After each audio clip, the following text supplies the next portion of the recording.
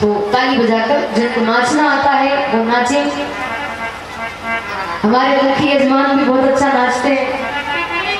सुमन जी को मैंने देखा नहीं है, पर दोनों पति पत्नी बड़ा अच्छा नाचते हैं। और जितने भी हमारे मुखी यजमान है, नाम तो मुझे पता नहीं, पर सब नाचेंगे, सब ताली बजाएंगे भाव से। और हमारे साथ कहें, वो मेरी लगी शाम सग प्रीति दुनिया का जाने, वो मेरी लगी शाम सग प्रीति दुनिया का जाने, मेरी लगी शाम सग प्रीति दुनिया क्या जाने, वो मेरी लगी शाम सग प्रीति दुनिया क्या जाने, क्या जाने कोई क्या जाने, क्या जाने कोई क्या जाने, क्या जाने कोई क्या जाने, क्या जाने कोई क्या जाने, मुझे मिल गया मुझे मिल गया मन का मीत दुनिया क्या जाने, मुझे मिल गया मन का मीत दुनिया क्या जाने, मेरी शाम सगी दुनिया क्या जाने, मेरी शाम सगी दुनिया क्या जाने।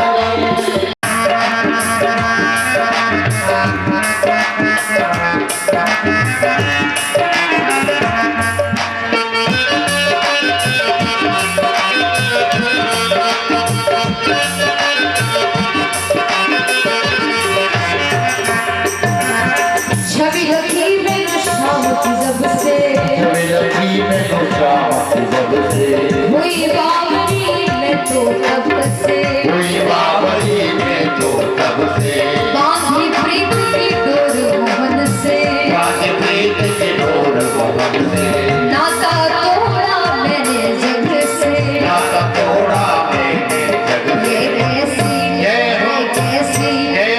कैसी पागल दुनिया क्या जाने, ये कैसी पागल प्रीत दुनिया क्या जाने, लगी शाम सग प्रीत दुनिया क्या जाने, वो मेरी लगी शाम सग प्रीत दुनिया क्या जाने।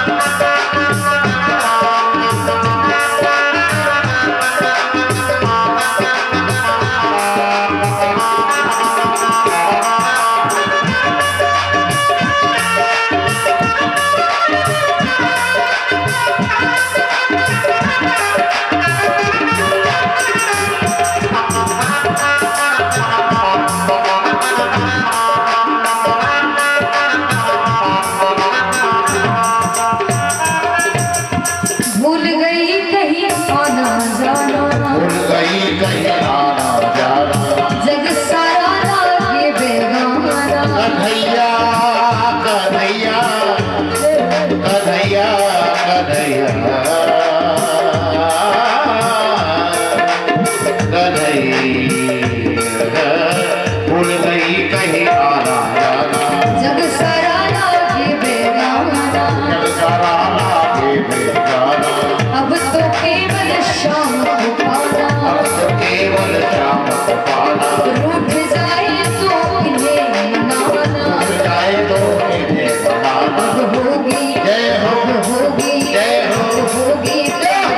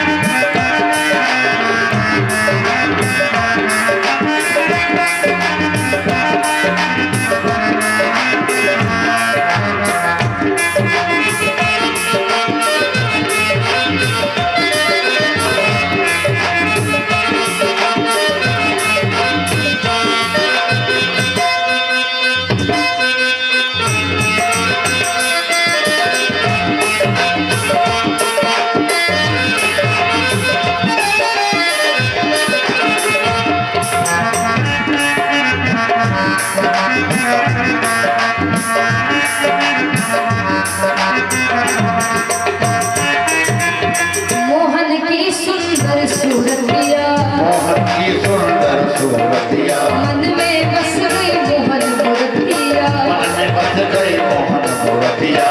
लोग कहे मेरा भाई बावरिया, लोग कहे मेरा भाई बावरिया। जब से ओढ़ी शाम चुनरिया, जब से ओढ़ी शाम चुनरिया, मैंने छोड़ी जगती दुनिया क्या जाने, मैंने छोड़ी जगती दुनिया क्या जाने। ये शाम सकती दुनिया क्या जाने, मेरी नगरी शाम सकती दुनिया क्या जाने। मुझे मिल गए मनकारी दुनिया क्या जाने, मुझे मिल गए मनकारी दुनिया क्या जाने। दुनिया क्या जाने, दुनिया क्या जाने, दुनिया क्या जाने। बोले बाबे बिहार वाले की जय। तो शरद कुमार कथा सुनाना प्रारंभ करते हैं। कथा आती है कि एक तुंगभद्रा नाम की नदी थी, उस नदी के किनारे एक नगर बसा हुआ था।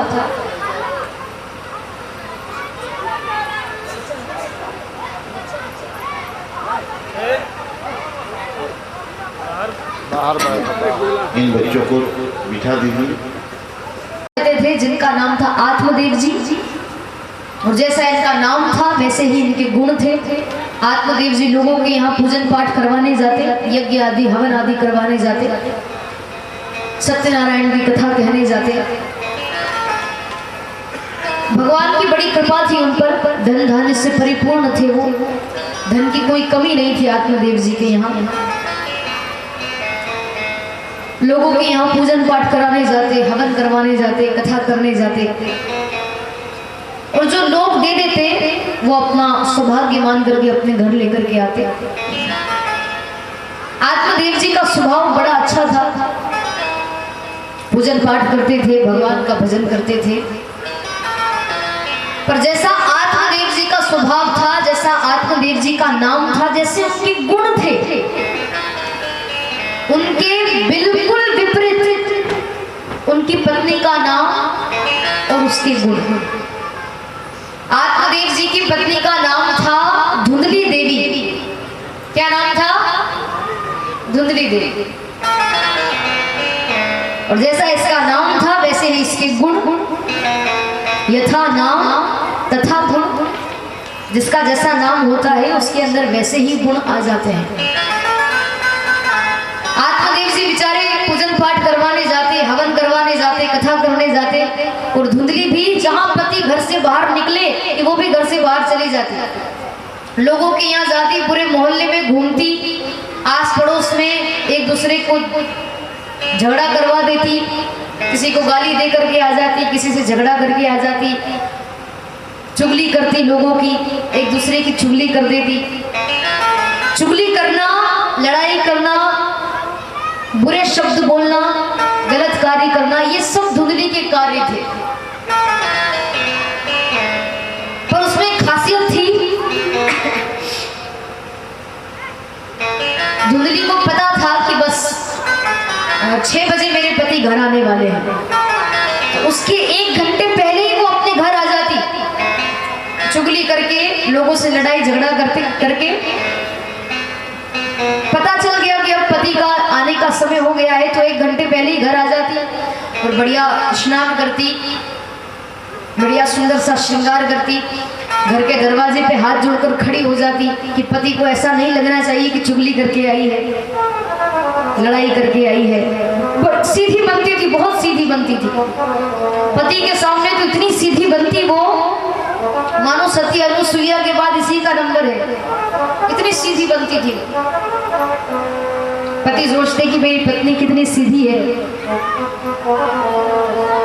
पर जहां वो घर से बाहर निकले, आत्मदेव जी के पीछे पीछे वो भी चली जाती। बेचारे आत्मदेव जी इधर उधर पूजन पाठ करवाते और वो लोगों की चुगली करती, किसी से झगड़ा करती, किसी को गाली दे के आ जाती, एक दूसरे को लड़वा देती। ये सारे उसके कार्य थे। अब आत्मदेव जी के यहाँ धन की कोई कमी नहीं, किसी प्रकार की कोई कमी नहीं, परंतु एक चीज की कमी थी। आत्मदेव जी के विवाह को कई वर्ष हो गए थे, पर अभी तक उनके यहाँ बच्चे नहीं हुए, बालक नहीं थे, न बालक न बालिका। आत्मदेव जी ने सोचा कि गौ माता की सेवा करना चाहिए। कहा जाता है कि गौ माता में 33 कोटि देवता वास करते हैं। जिस घर में गाय होती है उस घर में 33 कोटि देवता वास करते हैं। क्यों ना गौ माता की सेवा करूं, थोड़ी बहुत कृपा मुझ पर हो जाए, मेरे यहाँ बालक हो जाएगा। तो एक गाय घर में लेकर के आए, खूब उनकी पूजा करते, सुबह शाम तिलक लगाते, उनको भोजन देते, जो भी गौ माता की सेवा होती है वो सेवा करते थे आत्मदेव जी। पर कुछ दिनों के बाद में पता चला, कुछ महीनों के बाद, कुछ वर्षों के बाद पता चला कि जो गौ माता वो लेकर आए थे, जिसकी वो पूजा करते थे, वो गौ माता भी बांझ निकल गई। उनके यहाँ भी कोई बालक नहीं हुआ, बछड़ा उसने जन्म ही नहीं दिया। अब आत्मदेव जी के यहाँ भी कोई बालक नहीं, गौ माता लेकर आए, वो भी बांझ निकल गई। अब क्या करेंगे? तुलसी माता की स्थापना, तुलसी माता की स्थापना की गई। रोज उनकी पूजा करते, रोज अगरबत्ती लगाते, जल चढ़ाते, पर कोई फायदा नहीं हुआ। धीरे धीरे करके वो तुलसी भी सूखने लगी, फली फूट नहीं हुई वहां पर। आस पड़ोस के लोगों को पता चला तो लोग ताना मारने लगे। जो लोग आत्मदेव जी से पूजन पाठ करवाते, हवन करवाते, कथा करवाते, उन्होंने आत्मदेव जी से पूजन पाठ कराना बंद कर दिया। ताना मारते थे उनको कि इनके खुद के यहाँ बच्चे नहीं है, हमारे यहाँ क्या पूजा करवाएंगे। ताना मारते थे लोग, भला बुरा कहते थे। कोई देखना पसंद नहीं करता था आत्मदेव जी की तरफ। धुंधली का तो कुछ नहीं, वो तो इधर उधर आस पड़ोस से झगड़ा करती, चुगली करती, उसको कोई फर्क नहीं पड़ा। पर आत्मदेव जी को बड़ा बुरा लगा। एक दिन घर में बैठ करके रोने लगे, क्या करूं, घर से चले गए। एक सरोवर के किनारे आए। आत्मदेव जी ने विचार कर लिया कि अब मैं अपनी जीवन लीला समाप्त कर लूंगा, अब मैं जीवित नहीं रह सकता। लोग ताना मारते हैं, भला बुरा कहते हैं, ये मैं सुन नहीं सकता। अब मैं अपनी मृत्यु खुद ही कर लूंगा। आत्मदेव जी उस सरोवर में छलांग लगाने ही वाले थे, आत्महत्या करने वाले थे। उसी समय कहते हैं कि वहां एक संत आए और उस महात्मा जी ने आत्मदेव जी का हाथ पकड़ा, उनको बाहर निकाला, चिल्लाने लगे, अरे क्या कर रहे हो तुम? आत्महत्या करने जा रहे थे? तुम्हें इतना भी नहीं पता कि आत्महत्या करना पाप नहीं, महापाप है। समझाने लगे वो संत। इतने दुखी क्यों हो, क्या बात है, क्यों आत्महत्या करने जा रहे थे? आत्मदेव जी चरणों में गिर पड़े, आप संत हैं, महात्मा हैं, कुछ कृपा करिए ना। मेरे विवाह को कई वर्ष हो गए हैं, मेरे यहाँ कोई बालक नहीं है। गौ माता लेकर आया, वो भी बांझ निकल गई। तुलसी माता की स्थापना की, खूब सेवा की, वो भी सूख गई। मेरे यहाँ भी कोई बालक नहीं है। आस पड़ोस के लोग ताना मारते हैं, भला बुरा कहते हैं, कोई देखना पसंद नहीं करता मेरी तरफ।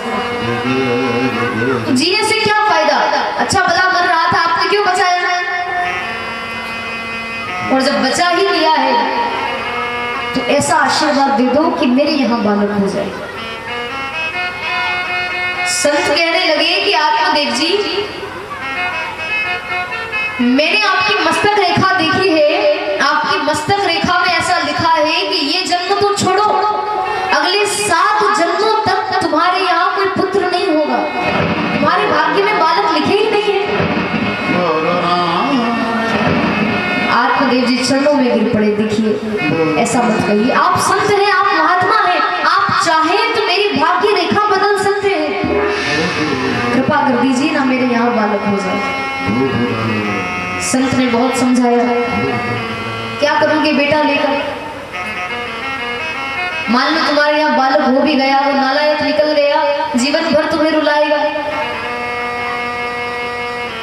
समझाने लगे संत